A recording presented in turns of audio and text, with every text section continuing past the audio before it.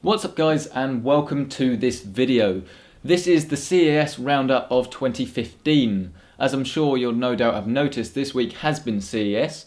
CES of course stands for the Consumer Electronics Show, and it happens every year in January in Vegas in the US.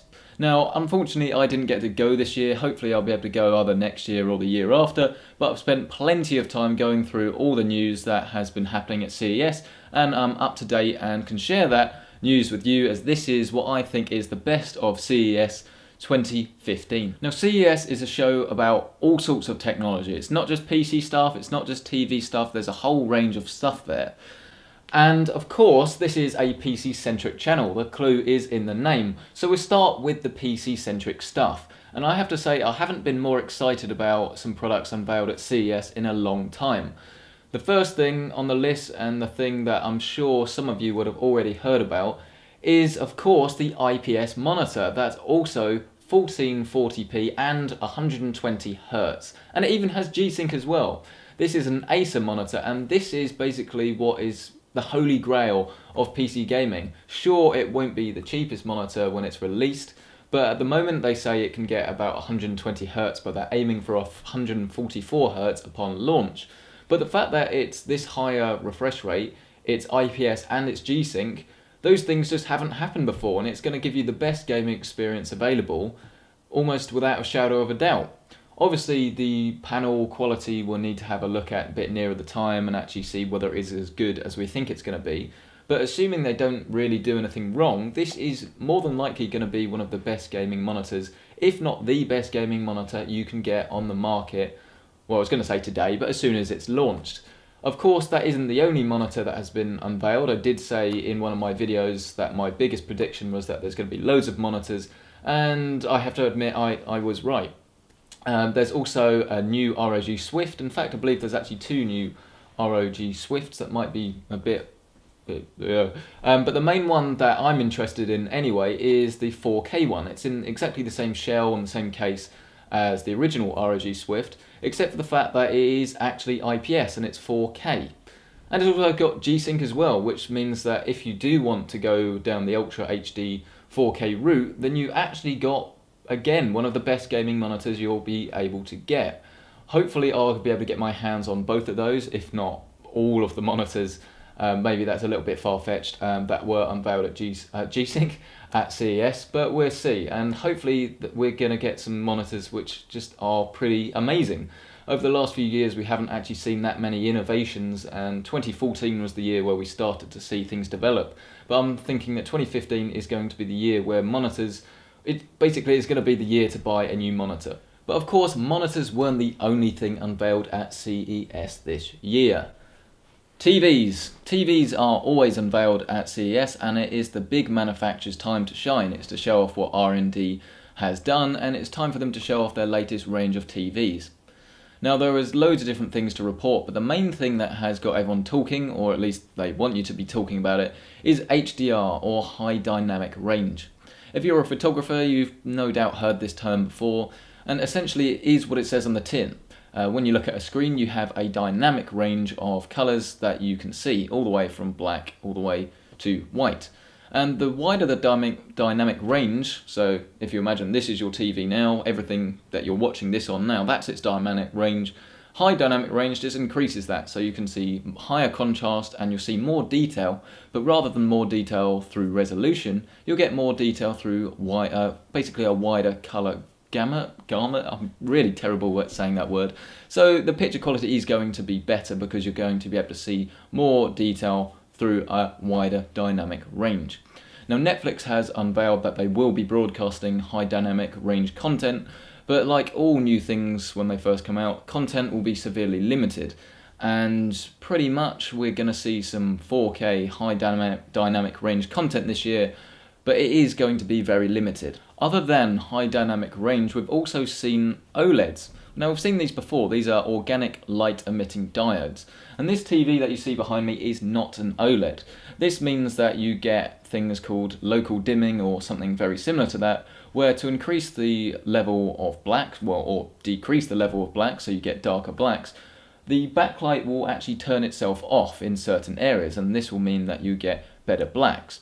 The main problem with this is that it means the panel is very ununiform. You're going to get bits that are too bright and bits are too black, and things in between, and you can also get loads of other problems like banding, just where bits of the picture aren't uniform, and then things can start to look out of place. The most obvious example of this is if you're watching a football or a soccer or any sort of sport match like that, where you have a panning camera. Bits of the panel where they're different colours, you'll notice that you get these colour bands where greens are slightly different shades there and different shades there. Now, the larger the TV, the more noticeable this is, and the better quality the TV, then the less noticeable this will be. But the advantage with OLED is that every single pixel has its own unique backlight.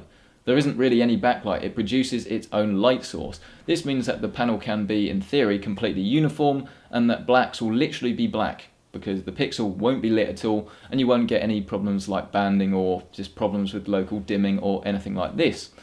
OLEDs are the future, and they're the things that you should have on your radar. The problem being that they are incredibly expensive and they are hard to produce. At the moment, LG are the only company that are properly pushing OLEDs. They had 1 or 2 out last year, and this year they're going to go pretty big with OLEDs. If you're wondering when you can get one in your home at an affordable price though, you might be waiting a while. Hopefully other manufacturers will get on board. We've seen that Panasonic do have a couple of OLED TVs that they're talking about releasing. They may just be prototypes, we're not entirely sure. But keep a note on OLEDs because they are the future. It's just a case of manufacturers are trying to make as much money as they can, obviously fair enough, without spending as much money. So hopefully we'll get OLEDs very soon, but obviously watch this space. So that's it for TVs. But what about audio? Well, maybe you know, maybe you don't know already, but 2015 is going to be the year of what's called 3D audio. This is essentially like a surround sound system, so if you have an AV receiver or something like that that gives you multiple channels of audio, but this time rather than just having 5.1 or 7.1 surround sound setups, you're going to have setups that have ceiling speakers or height speakers to give you a sense of 3D immersion. So rather than a helicopter coming overhead and you can just kind of hear it, pretty much do that, you'll actually be able to hear it in 3D space, so you'll be able to picture where it is in the room. Now at the moment we have DTS-X that has been unveiled, but we're not entirely sure exactly how it works. That was unveiled at CES. But we also have Dolby Atmos, and what was the other one? Oh my god, I've had to look at my script. Auro 3D. I'm sorry for that, that was terrible.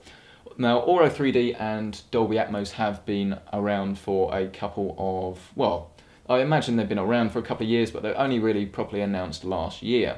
This means that they're going to get more support this year, and the fact that DTS-X is coming out means that it's going to pretty much turn into a format war.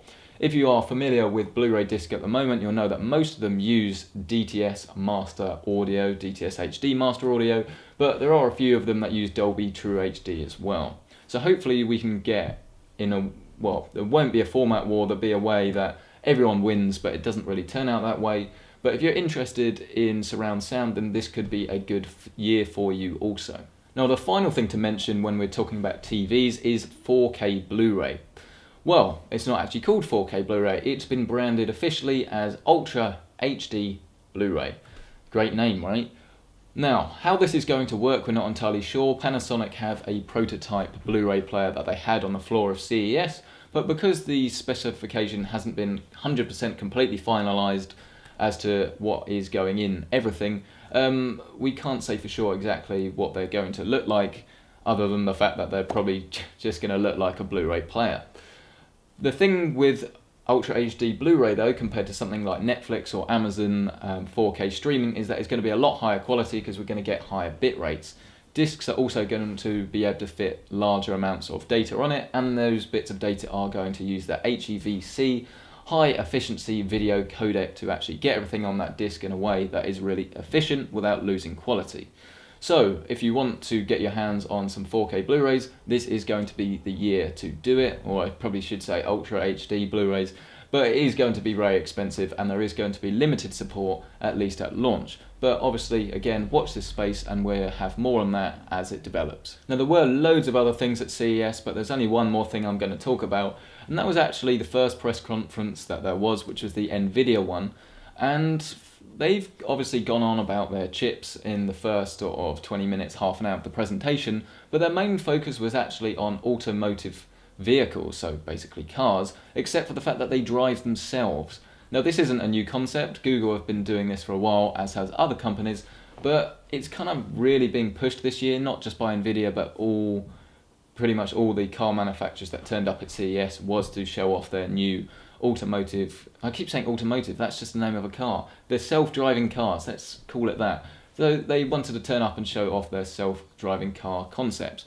And how long it's actually going to take before we get them on the roads, we don't really know, but the tests that they're doing at the moment obviously seem pretty promising, but we'll have to wait and see a while before it all materializes. But the fact that Nvidia are focusing on some of these chips means that we're obviously taking a step in the right direction, and it finally means that maybe in about 10 to 20 years you'll be able to go for a night out and not have to worry about who's driving home. Other than cars though, Nvidia did unveil their latest mobile chip, and surprise surprise, it is significantly more powerful than their last one, and it's just pretty amazing the sort of power they're getting out of these chips. And it goes to show that a device like the PS Vita is going to be just considerably outdated, especially now. Imagine what it's going to be like in a couple of years. And the fact that we're getting these chips that are just so powerful means that we're going to see some very clever applications in tablets and other mobile devices very soon. And I am pretty excited to actually get my hands on a device with this new chip and actually see how good the graphics capabilities are. And that pretty much brings us to the end of this CES Roundup. Now, you might be thinking this video was quite long, or you might be thinking it was quite short, depending on how much you want to know about CES.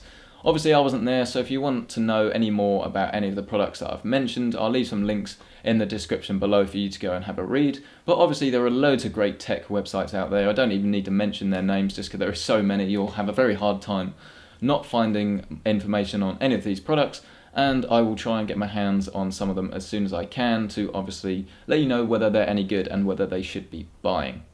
I hope this video has been useful. This has obviously been my favourite stuff from CES. There are loads of other stuff to talk about, so like I say, go and have a look and discover for yourself all the joys of CES. If you've liked this video, do give it a like. If you dislike this video, then obviously give it a dislike, and either way, let me know what you did or didn't like about this video. For more videos like this, as well as others on PCs, gaming and technology, don't forget to subscribe. Hit the subscribe button and you will get videos like this straight to your home feed every single time I upload them. So thank you so much for watching this video. I hope you've enjoyed CES as much as I have, and I will see you in the next video.